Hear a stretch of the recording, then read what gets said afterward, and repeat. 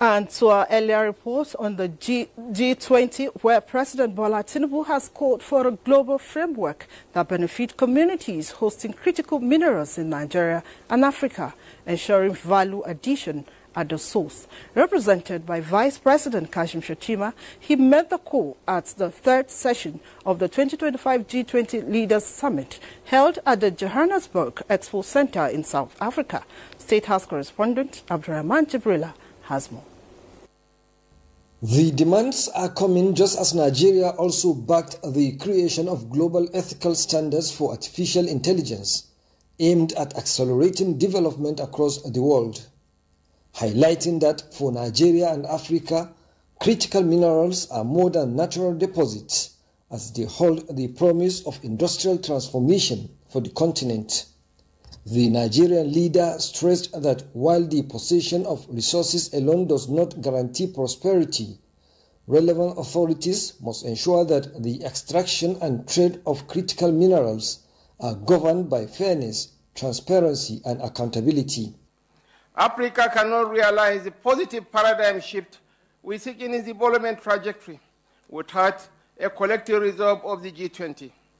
Together, we must confront the persistent regional challenges before us, most notably the urgent need for sustainable financing to ensure effective implementation of our developmental priorities.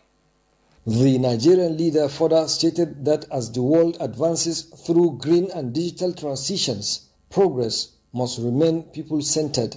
On artificial intelligence, the president was emphatic on the task before G20 leaders, development partners and governments to ensure that AI remains a servant of humanity, not a force that reshapes society at the expense of those it ought to uplift, urging G20 leaders and partners to build a future where Africa is not merely a supplier of raw materials, but a continent of value creation, innovation and dignity in work.